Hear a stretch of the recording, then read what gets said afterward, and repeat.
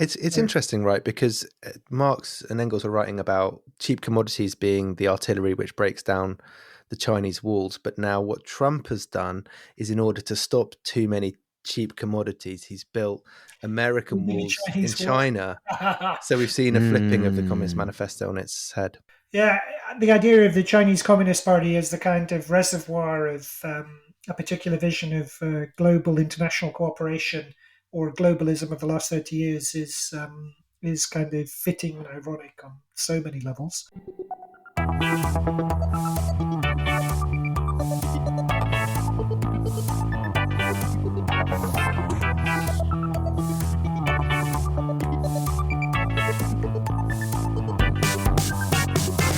Milan ou Tripoli, Vilnius ou Benghazi, Paris, Moscou, on fait le bunga, bunga, Bangkok ou Bogota, Le Caire ou Jakarta, Gustabia, on fait le bunga, bunga, Stockholm ou Monaco, ou Montevideo, Oslo, Tokyo, on fait le bunga, bunga, Lima ou Luxembourg. Hello, everyone. It's been a while. This is the Bunga Cats Reading Club.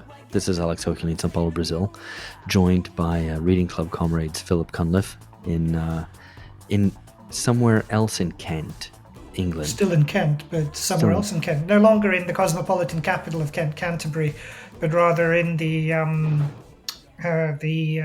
what shall I say? The Hipster Mecca. The no, kind of hipster Mecca would be Margate. This Yeah, would that's be fair. the populist insurrectionary citadel of Ramsgate.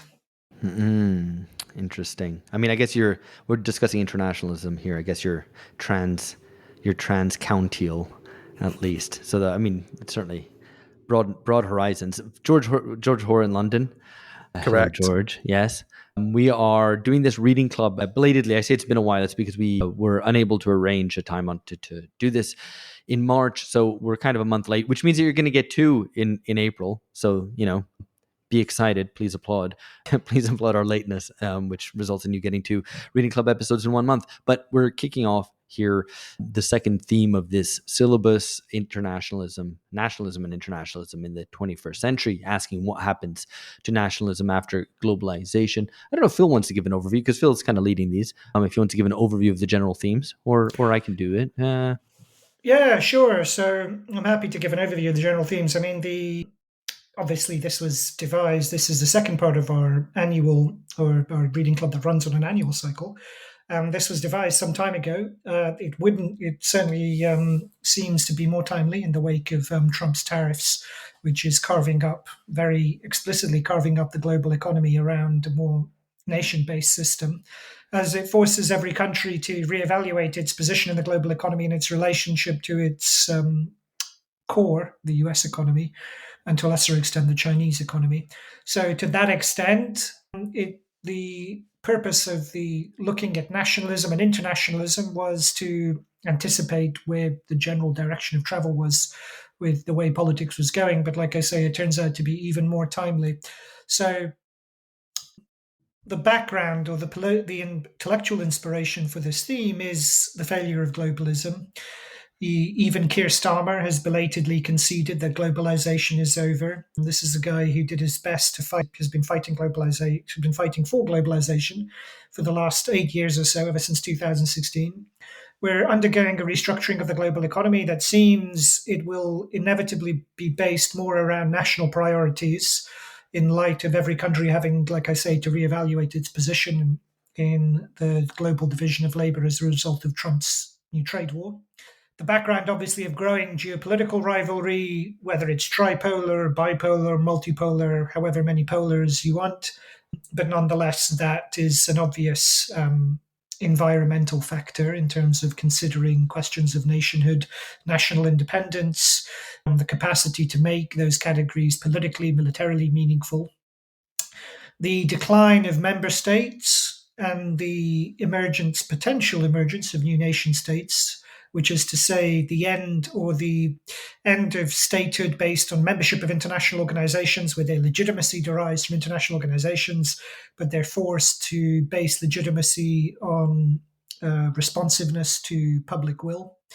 And then in that context, also the prospect of state failure and dysfunction, which I imagine is probably evident to anyone who has open eyes, no matter where they live. We should also give an explanation of kind of what's coming up after this as well. Eric Hobsbawm's Invention of Tradition, which will be in April, where we'll learn things like kilts are fake, and everything you believe is true and permanent I and think intemporal.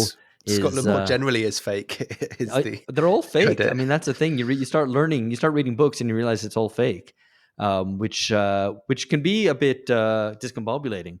I guess that's what we're trying to do here: discombobulate you, and then re-put you back together in the correct bunga shape. In May, we will be discussing a piece by Stefan Janssen, a name I don't know, but the piece I'm assured by Phil is very good, on anti-nationalism, on post-Yugoslav resistance and narratives of self and society. And then finally, we're going to conclude this section in June with the reading of the bigger book, Ernest Gellner's Nations and Nationalism. I remember really liking that book when I read it in university, so I'm looking forward to revisiting it and its Ruritanian explorations.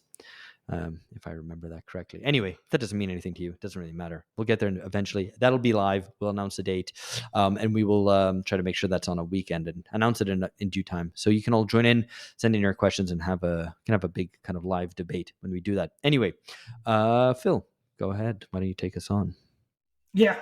So I've kind of given some of the background for the intellectual inspiration for this. My view is that this is one of the best short things Anderson has ever written. Not only, I mean, it has the usual intellectual erudition, flair, and range. It spans from looking at Kant's political philosophy to the revolution in military affairs, which was all the rage at the start of this century in neoconservative US strategy circles. So it has all of that, but I also think it's one of the most politically perspicacious pieces he's ever written. And precisely because it targeted something which has generally been taken to be an unalloyed good, something which the left has taken for granted, and he calls into question that easy association between the left and internationalism. But he also did it in a very particular context, which I also think was important. And again, spoke to spoke to his ability to cut through a particular political period. So the context in which it was written, as you can see from the very last line, when he talks about sheltering under the skies of infinite justice and enduring freedom, those are the references to the names that were given to the military operations launched by the Bush administration as part of the global war on terror. So this was published in 2002. So in the aftermath, within 6 months, I think, in fact, of the aftermath of the terror attacks of September 2001, the jihadi terrorist attacks on Washington, D.C. and New York. And what Anderson, at the time, which Anderson doesn't really talk about, but it was the context, I think, which must be the background for why he wrote it. In many ways, it echoes a lot of it was a period that echoed a lot of the consternation with which has greeted Trump. There were similar feelings of consternation, apprehension about how the US would respond to these terrorist assaults on its soil, on its homeland, and deep fear that this crude populist-style figure in the White House, George H.W. Bush, with a sinister cabal of neoconservative intellectuals behind him, would seek to reshape the entire world around American power, that they would tear up all the international cooperation, international institutions, humanitarian endeavors that had been built up so assiduously under the Clinton administration over the 1990s. So it was in that context that Anderson wrote the piece. And rather than playing up to the left and liberal fears of the Bush administration, I think what he saw and understood was that the basis for state power, for Western state power, had shifted decisively away from nationalism to internationalism, with the implication that whatever happened under the Bush administration, it wouldn't be rooted in a return to nationalist conceit or nationalist exuberance and hubris, but that it would inevitably be rooted in widespread globalist claims, though he doesn't use the word globalist, and we might want to talk about that. So the point of the essay is describing how the political valence of internationalism was transformed over a 150-year period, stretching from the American Revolutionary War itself right up to the launch of the global war on terror. And so in describing how internationalism shifts from being core territory of the left to being almost exclusively claimed or dominated by the right and by state power, rather than by independent working class organizations of civil society, he anticipates the discussion that we would later be having in terms of globalism. And I'm thinking in particular of Quinn Slobodian's book on globalism, which we've also discussed on this pod, and listeners will find in the show notes.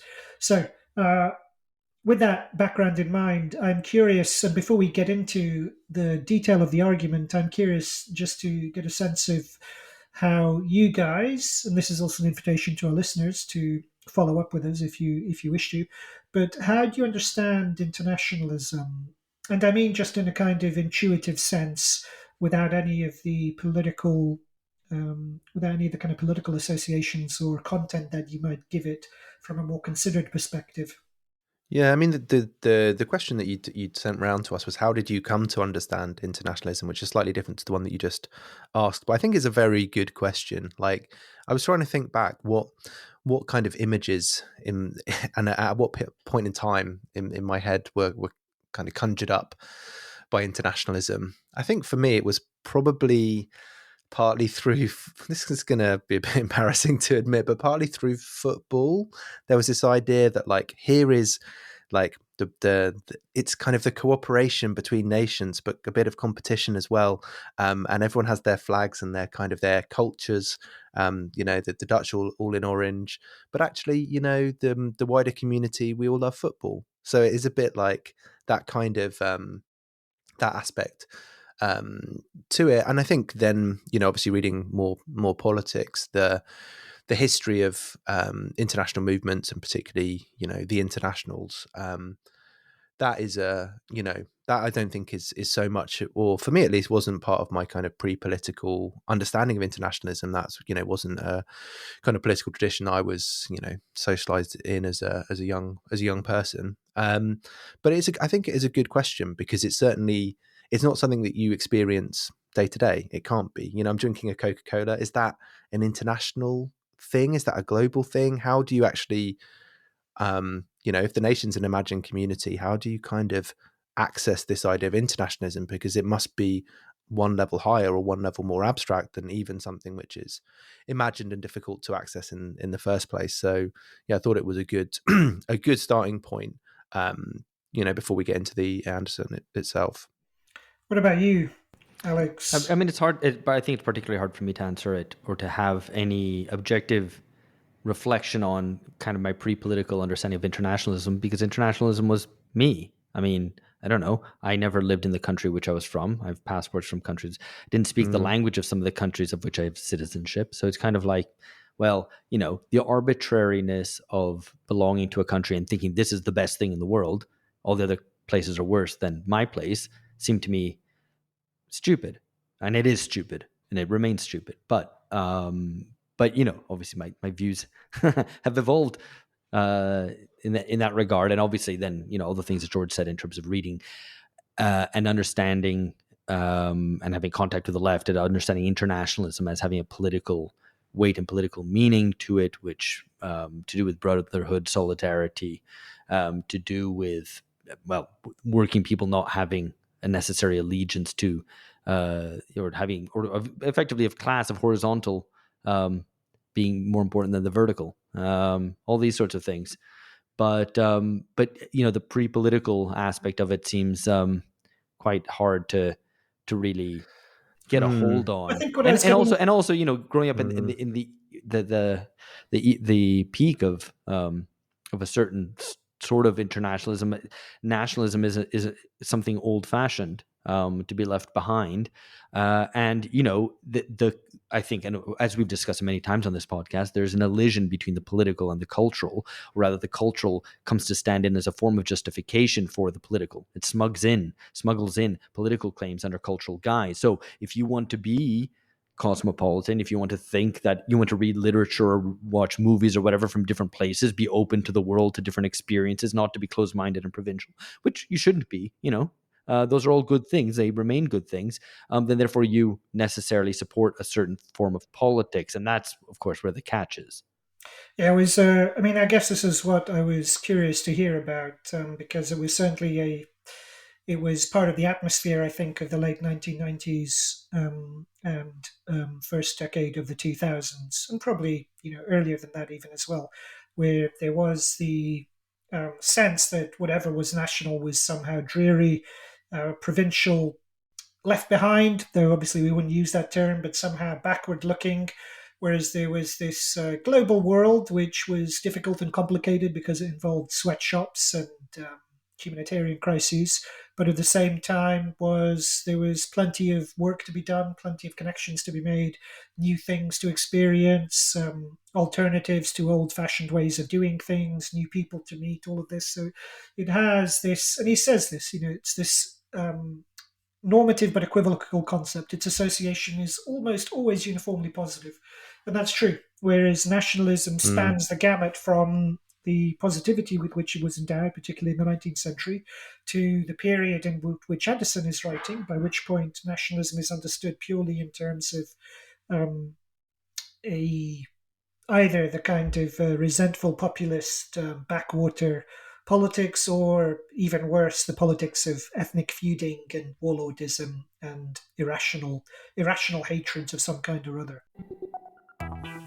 Hello friends, you've reached the end of a sample from an episode only available to subscribers. We put out 2 episodes a month for free. For access to the rest in its entirety, please join us at patreon.com/bungacast. For $7 a month, subscribers receive original, exclusive episodes with the entirety of the BungaCast cast. That's George Hoare, myself, Alex Hochuli, and our contributing editors, Philip Cunliffe, Amber Lee Frost, Catherine Liu, Lee Jones, Alex Gurevich, and Lee Phillips. We've got extended interviews with guests, episodes on current affairs, and original episodes on theory, history, and culture, so as to understand the crises of our times. We also have the BungaCast Reading Club, where Phil, George, and myself present the key books and essays necessary for understanding the world today, how we got here, and where we might be going.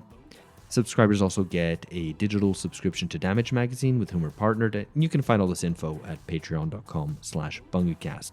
We do hope you'll join us. These are turbulent times, and ideologically confused ones as well. What we try to do is find political clarity, to move beyond the decadent age of Bunga Bunga.